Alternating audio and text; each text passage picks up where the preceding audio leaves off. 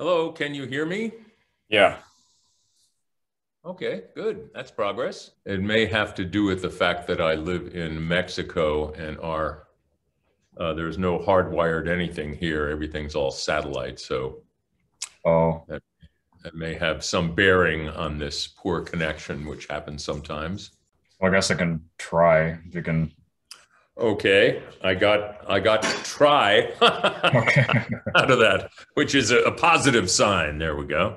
Okay. You want to just try and see what happens? There we go. You can ask me a question and I can. How did you start acting professionally? Okay, yeah, that's a solution if you can hear me, but I can't hear you. You can ask me questions in the chat. Okay. Um, I was an actor as a child, and I got away from it. I went to, I was an actor in high school, and I went to acting school at NYU in many years ago. Before it was the Tisch School of the Arts, it just used to be the NYU School of the Arts. I started acting there, and then I got out of it. I got in the music business for quite a while, and I toured with a lot of bands, and I thought was going to be the focus of my life. But after doing that for 15 years or so, I kind of cycled back into acting. I did. I started working at a radio station. I was living in New Orleans at the time, and I started working at a radio station. And then I got a role in a film, a Jean-Claude Van Damme action epic called Hard Target, and decided to move from New Orleans to LA. And there I just put my voiceover career together. I did a little bit of on-camera stuff, but mostly it's been voice stuff. And I'm very pleased to say that I've made a living with my voice for the last 40 years. I will say that it's the best job in the world. It's a fantasy life. I get pieces of paper in front of me every day, and I just make those words my words, and people choose me and pay me. It's a real blessing. I lead a pretty incredible life, and I live on the Pacific Ocean, which you can't really see in the back. Maybe I can give you a little. Yeah, you can kind of see it back there a little bit. It's pretty cool. I've also been teaching voiceover for the last 22 years at Los Angeles Valley College. And I'm stopping that this semester. I've just decided 22 years is a long time. Plus, I commute from Mexico to LA every week to teach. And it's a bit of a haul, so I'm a little tired of it. Yeah. Most people are appalled that I do it at all. But I do it and I enjoy it, and I'm just calling it quits at the end of this semester. But voiceover work is something that I will always do, and it's the kind of thing you never retire from or need to. It's an ongoing challenge, and every day is different, and the variety of the work is quite remarkable. Because one day you'll do a straight ahead commercial. The next day you'll do a crazy animated character. After that, you'll do a phone system or a technical narration of some sort for a medical journal. And every day is a different challenge, and every day is something new. And I'm really glad to be doing it. What was the last job that got you into SAG? Okay, let's see, it was 1988, and I was living in New Orleans, and I did a TV show in the heat of the night, and I was Taft-Hartley in via doing In the Heat of the Night. You know, Taft-Hartley is when they cast you in something, and then you have to join the union right after that. So fortunately, I didn't need to, get vouchers and do background work, to get me into SAG. A lot of people do have to do that though, so I'm sympathetic to that situation. Mm-hmm. And now, of course, it's SAG-AFTRA. Big merger, big. Here we go. Going back, how did you get involved working at Woodstock? Okay, I worked at when I went to acting school in New York at NYU. This is on the Lower East Side. This is on 2nd Avenue and 7th Street in Manhattan. Right next door was the Fillmore East, which many folks haven't even heard of these days. But it was the rock emporium of the day. There was the Fillmore East and the Fillmore West. And that's pretty much where rock and roll grew up. And this was, let's see, I started working in 1969 there when I was 18 years old. And they hired the entire staff to work at Woodstock on the stage. The entire staff of the Fillmore went up there. And it was really a remarkable event. And of course, now with 2020 hindsight, historically, it's quite remarkable, especially since there were other reincarnations of Woodstock that happened years later, which weren't nearly as successful. But it was a generational statement. There was a lot of, obviously, a lot of upheaval and controversy in the 60s all around the world. And it was a statement by our generation saying, we can do this. We can do this. You know, just leave us alone. Don't arrest us. You know, just let us be here with our music, and we'll show you how this is done in a peaceful way with 400,000 people. And then I did other big shows too. I did Watkins Glen, which was in, let me see, when was Watkins Glen? That would be 1973, I think. Yeah, 73, summer of 73, which had 600,000 people at it, which was still the largest one-day music event in history, to my knowledge. Don't know of anything like it. They're just 3 bands too, Grateful Dead, the Allman Brothers, and the band. And I worked in music for a long time. I just toured with all sorts of people in all sorts of capacities. I did lights and sound. I drove a semi. I did a Santana tour in 1977, and I opened for them. Just me and my acoustic guitar opening for 18,000 people in front of Santana. But it was fun. I enjoyed it, and I have no regrets.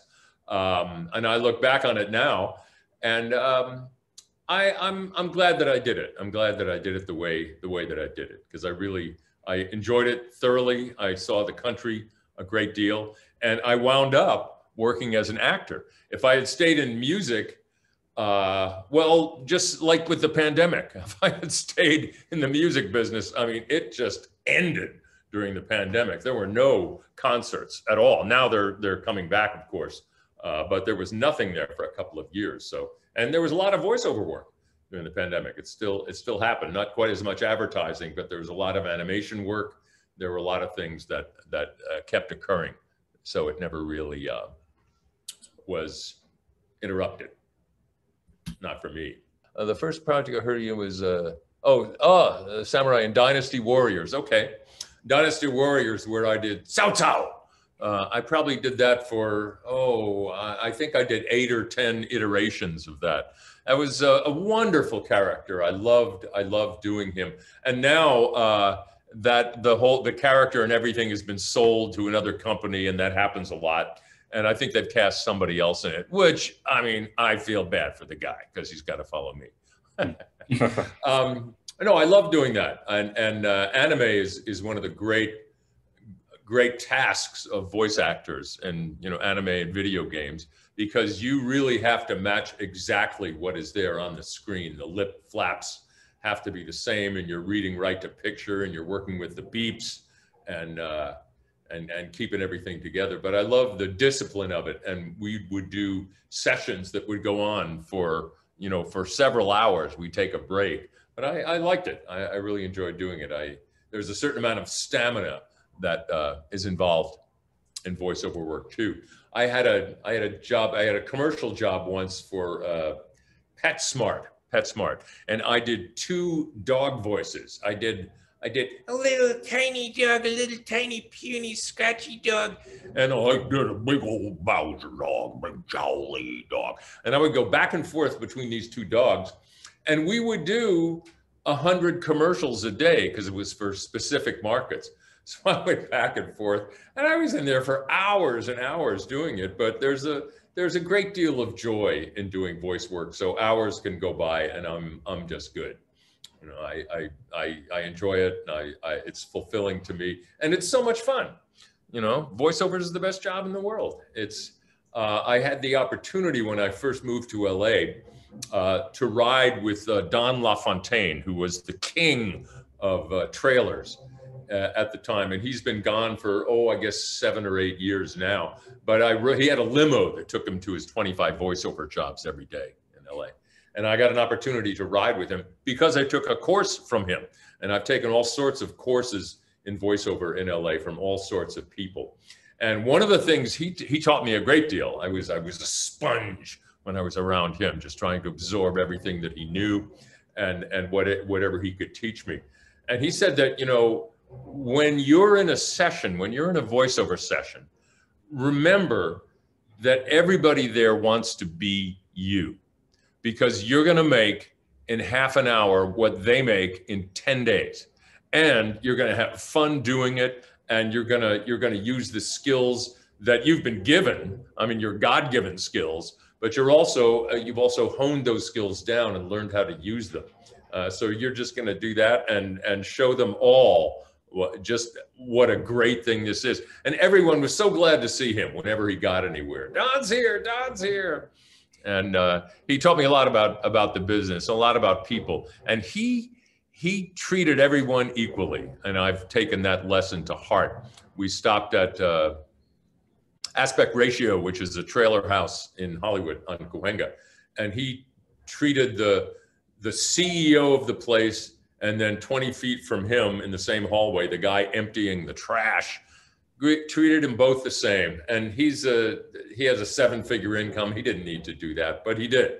Just treat people right. And I think that's true in life in general, and certainly in voiceover in specific. You know, just be a stand-up person, make friends with folks.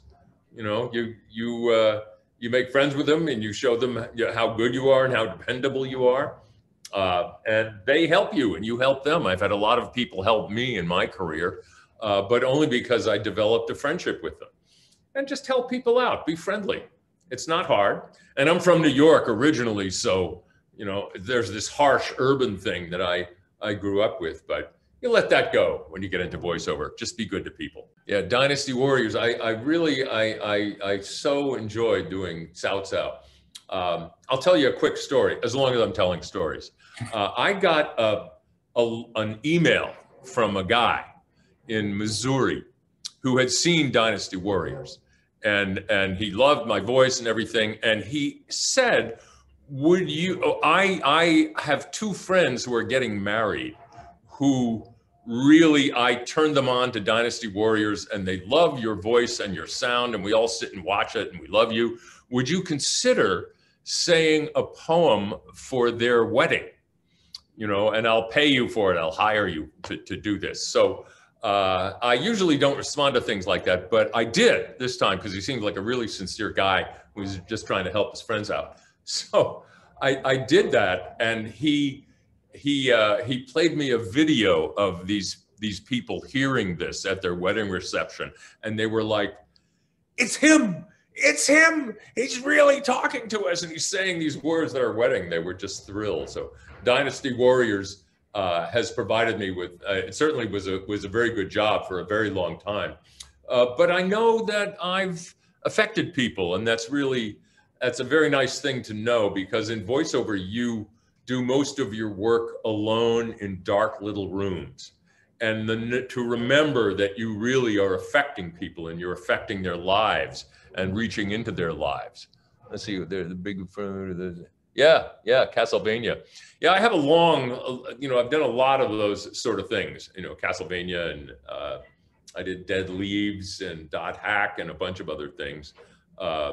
Naruto, just all sorts of stuff. You know, I think the variety of the work is really a wonderful thing, and it keeps me active, keeps me moving, keeps me responding to people too. And like I said, it's really it's very rewarding for me to know that I reach people in their lives. I've been doing a fair amount of audiobooks, especially lately. I find that that's really a rewarding thing, because I get to do the whole thing. I mean, I get the book and then I record it, but I also edit it, and I make all the decisions about where a pause should be, about how to pronounce something. It's all, I don't have a producer, I don't have an editor, I just do the whole thing myself. And in audiobooks, you're in people's lives. I mean, you're in their cars, you're in their kitchens, you know, you're on their earbuds when they're exercising, you're in their lives, and it's like an intimate relationship. What do you think the darkest headspace I've had to go in voiceover with? Let's see, the darkest thing. Well, you know, in voiceover and in on-camera stuff, I've played a lot of villains. Every story needs an antagonist, and I've been the antagonist a lot because of my look, because of my sound. You know, being a murderer, yeah, that's a pretty dark thing to do, and the willingness to just to kill people is a pretty dark headspace. So yeah, I had to get into that, and I'm gloriously reminded that it's just acting, and I'm not really doing these things. Good heavens, they're doing something huge right here next to me. I don't know if you can hear that. How do you think it could personally really? Well, Cao Cao was a powerful guy. I always had the feeling that he longed to be understood. You know, he really wanted people to understand who he was and didn't want any misrepresentations, you know, of him. Very powerful guy that could really make the lash of his power be felt. But he also had a kind of a tenderness to him.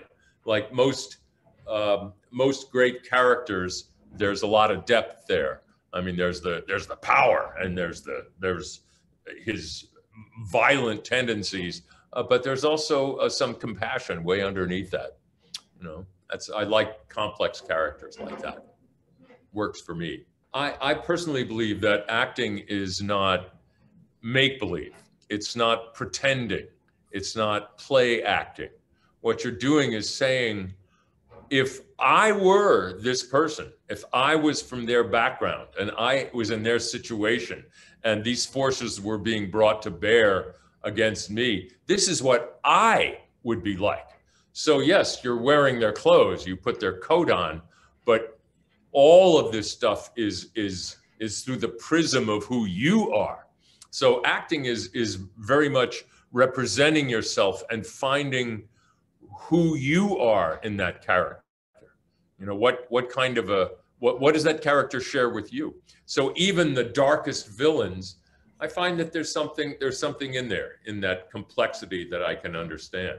And by the way, playing villains is just great because you get the opportunity to do and say things that you really couldn't otherwise. in Hard Target on camera, I spent an entire day there was this crazy car chase in the French Quarter in New Orleans. And I'm leaning out the window of this car with an automatic weapon, just, you know, shooting like crazy. And I'm not a gun guy or anything, so I didn't, but it was a blast. It was so much fun to do. I just, you know, so every role is a different opportunity to pursue something and find something out about yourself, because I never knew that I would enjoy that, but I really did. I didn't even do it with earplugs in. They said, well, you may want to protect your ears. No, I wanted the full sonic boom of an automatic weapon in my hands.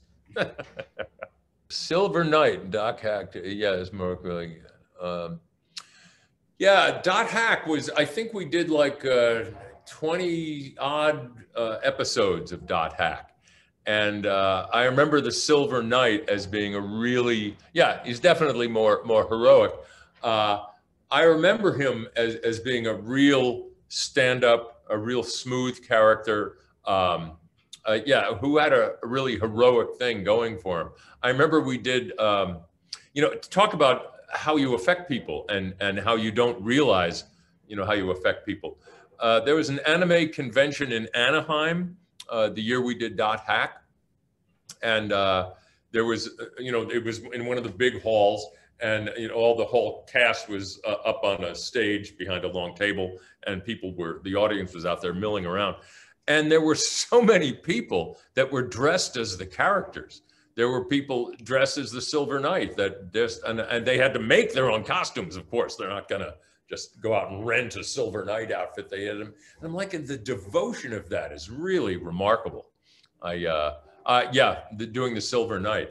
And I remember not long after that, my wife and I were having dinner at a couple's house, and their two 11, 12-year-old sons were at the dinner, and they were, you know, they're young teenagers, and they're being petulant, and, you know, and they're just eating dinner, and you know, I can't wait to get out of here.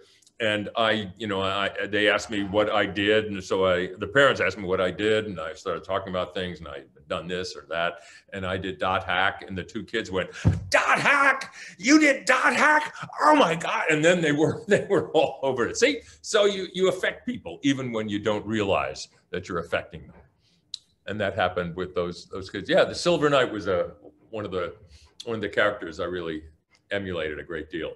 Let's see, Dracula. As far as I recall, it was my natural voice. I mean, I do have quite a range, and I can do quite a few things. They may have manipulated it somehow. It may have been EQ'd or compressed or something. I'm not sure what happened once I was done with it. You know, I'm not sure how it actually aired. But yeah, Dracula. You know, doing Dracula, doing Cao Cao, doing Silver Knight. I mean, these are characters of authority. Could be good, could be bad, but authority all the same. So that is the perspective from which you know me, is you know, video games and anime and that sort of thing in voiceover, which has been a big part of my career, but it's much wider than that. You know, I've done a lot of commercial work, a lot of just zany cartoon stuff, and audiobooks is really wonderful. And audiobooks, I finished one not too long ago that was a real challenge, and you have to do characters for them too, because I'm reading along and it's a third person narrator. All of a sudden there are quote marks and someone else is speaking. So the only way you have of establishing that is changing your voice and becoming somebody else at that point. You can't say quote and then unquote at the end.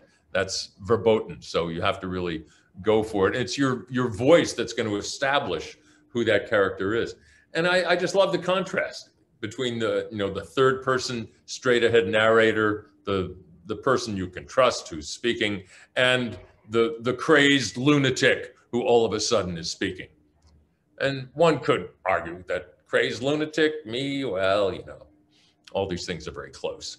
Chance to do ADR for major team. Yes, I have done some ADR. I've done it for Melrose Place. I have a friend that had a loop group, has a loop group, and she just asked me along. I did it for Melrose Place. I've done it for a couple of other series as well. What I've found is that for ADR, they're really looking for voices that are chameleon-like, you know, that can be in the background and don't stand out too much. And my voice isn't really well suited for ADR. And I was told that by an ADR director. He said, your voice just stands out. I mean, if you're doing a background sound in a police squad room or an emergency room, if you're a scrub nurse in the background or something, you can't have that big voice.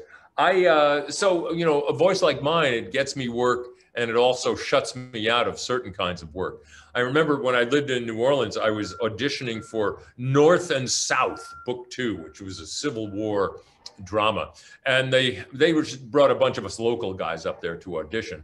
And, you know, I walked in the room, and it was, you know, these were smaller roles. And I remember the casting guy saying, I can't have that voice in this role.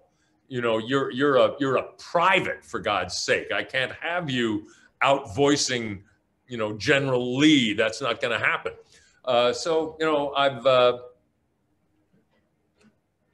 done ADR, and I really enjoy it, but that's not my place. I like the improv aspect of ADR. I miss that the most.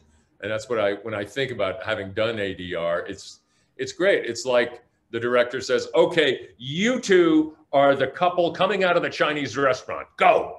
And then you're the couple coming out of the Chinese restaurant, and you have to just make something up and start talking. And, you know, so that part of ADR is something I really miss. And also the voice matching, you know, when you know, ADR is also replacing, it's background voices, but it's also replacing the voices that exist for whatever reason. Maybe there was a problem in the field, and of course, all films need an airline version. So if it's rated R, you have to go back and do ADR to defuse all the words that might explode otherwise.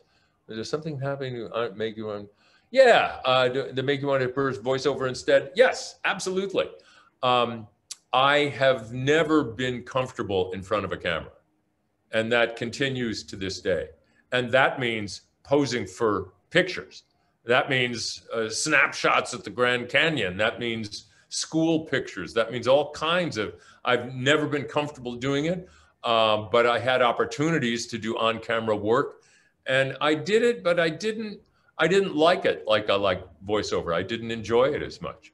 I mean, in you're doing on camera, you are there for the full 18 hours of the day, no matter what.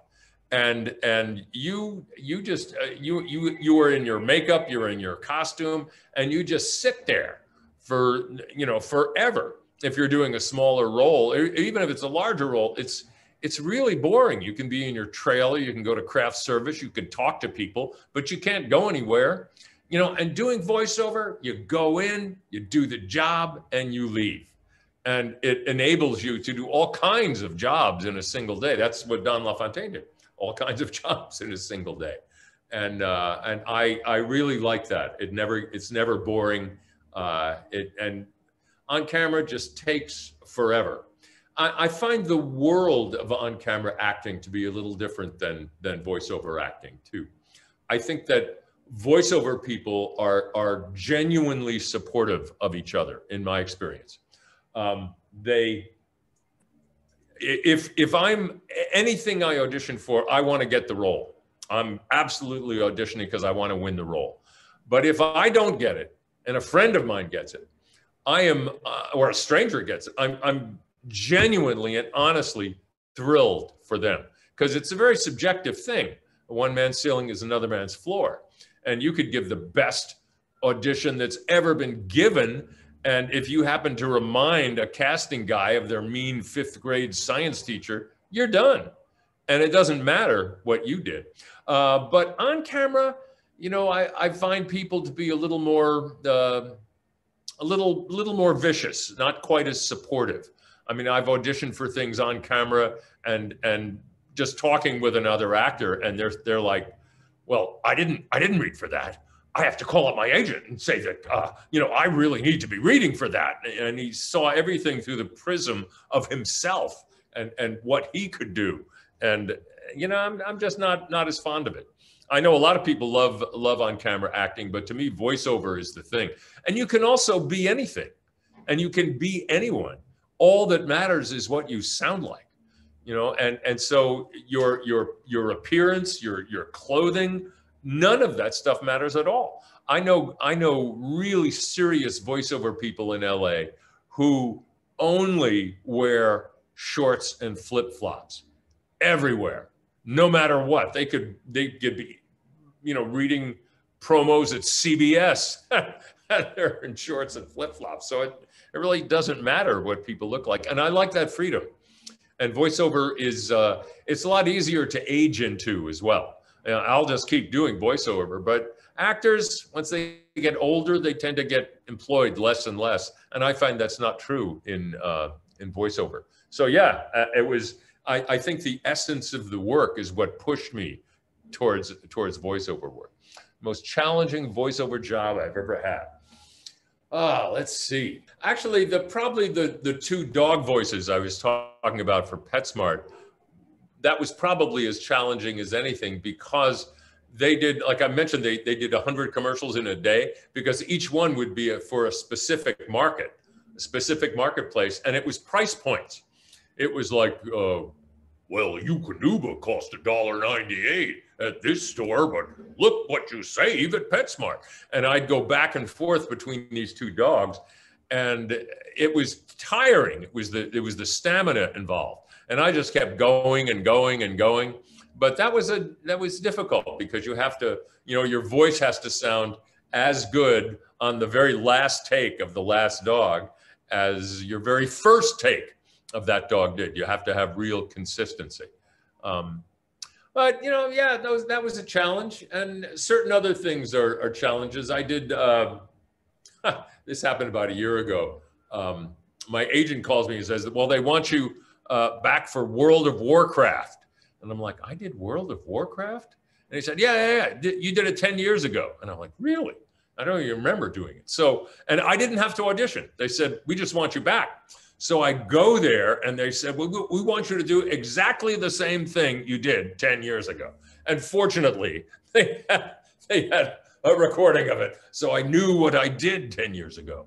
Yeah, it's challenging to match things, you know, in that case, it was my voice from 10 years ago that I have to match now.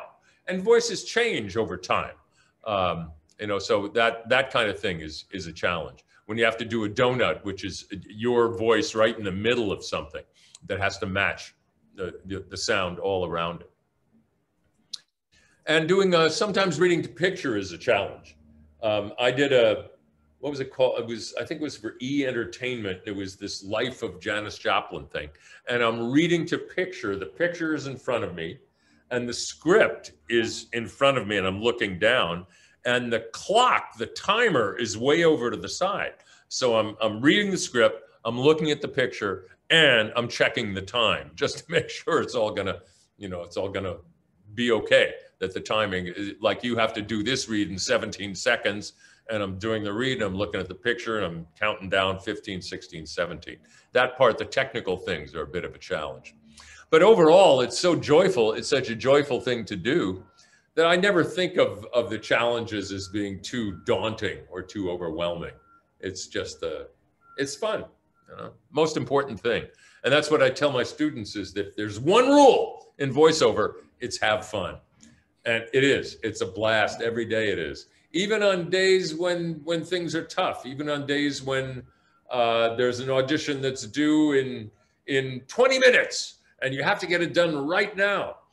Or even on days when you don't get the gig, it's still rewarding. It was a TV show you may recall called How I Met Your Mother, and there was a voiceover at the beginning of it, and this was the adult version of the young man who was the star of the show, and they ultimately hired Bob Saget to do it. But I got a call from William Morris saying, you have to be at CBS Radford in half an hour. So I go to CBS Radford, Studio City, and I walk, they keep me waiting for quite a while, for like an hour. And then I walk into this room and it is packed with the production staff of How I Met Your Mother. And I went in and I of course had to do the same read that I did in their audition. And I just read it once and they just said, thank you, which of course is the kiss of death. Thank you, thanks for coming, thanks for auditioning. So I didn't get the gig, but one of the things I've learned is when you get a call back, when you know and your agent knows that you did a really good job and they want to see you again, even if you don't get the gig, you're that much closer to the next one. So I never get too high when I get a real great job, nor do I get too low if I lose one, because there's always another job and it's always going to keep going. And you just learn to roll with the highs and the lows of it, and don't get too caught up with what people feel is important. Just do what you think is important, and enjoy what you have to offer and enjoy sharing it with people. Let's see, speaking of, did you get to meet her at Woodstock? No, I did not. I did not meet Janice Joplin at Woodstock.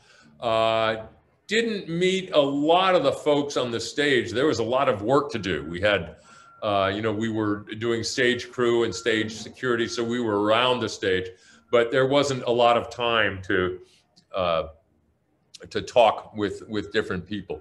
I was a big Janice Joplin fan. Big Brother and the Holding Company in those years, and she was a phenomenon. She was a force of nature. I did meet a few people there, but there was so much work going on, and there was so much to do, and it was very spontaneous, just the act of holding everything together there. I worked medical for a long time. I did that for concerts too. I worked at the Haight-Ashbury Free Medical Clinic, which provide medical services for kids at rock shows and such. I did a fair amount of that, but no, not at Woodstock. Didn't meet too many people. But I'll tell you my most memorable sight from Woodstock. This is something that I know happened. I was there and I saw this happen with my own eyes, but I've never seen it referred to in any interview. It wasn't in the movie, but I saw this happen. I'll tell you what it was. It was the first Friday night. It was before it rained very heavily. And, it was in the evening, night had fallen, and there's 400,000 people out there. And on the stage, they said, would you all take out a match or a lighter? And on three, we're all going to light matches together. And, you get a match from your friend. If you don't have one, get a lighter, anything you have that lights up. And so they take a minute for everybody to get their matches and lighters out and ready. And 1, 2, 3. And this entire hillside just lights up incredibly. And this is way before cell phones, but the whole thing lights up. And what the audible aspect of it was that you heard this collective gasp of awe from 400,000 people. This, wow, that's fantastic. That was a moment that I recall specifically at Woodstock, and I know it happened, but I've never heard it referred to. So you've heard it here. I can tell you that it actually happened, and it was actually a true event. Starstruck you've ever been working in music and or acting? Wow. B.B. King played at the Fillmore once, and to me, I would just idolize B.B. King. And, I went up to him and just said how much I really appreciated his work.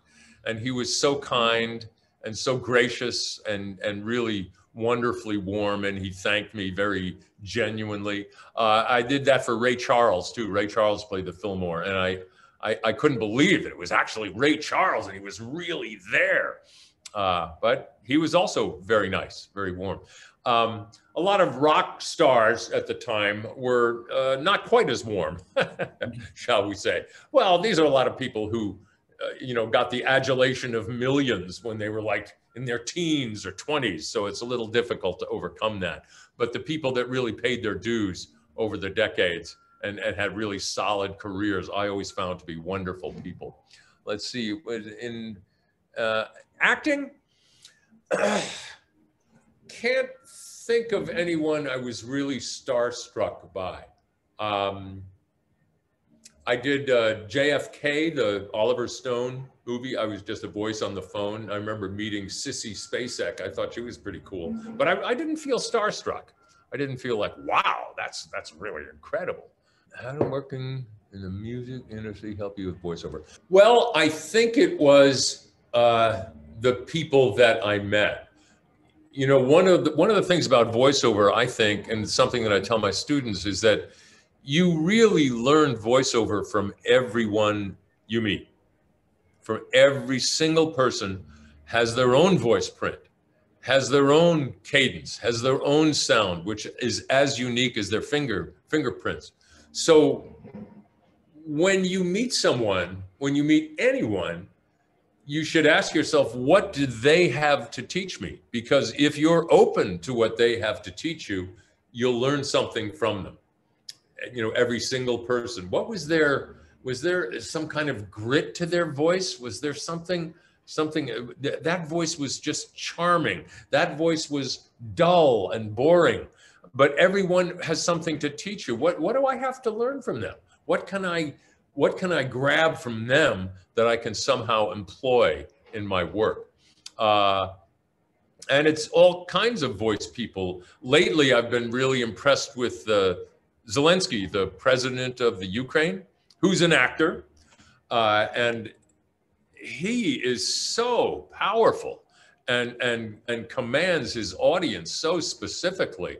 I am just, everyone I meet, in any regard, it helps me with voiceover, helps me with my career, because I'm always open to what they have to say. So one of my favorite things to do, I'm a student of the human voice. So I'll be waiting online at a grocery store, and I'll just listen to the quality of the voices I'm hearing, whether it's another customer or a checkout person. I'll just listen. What is that sound? There's something magical about everybody's voice.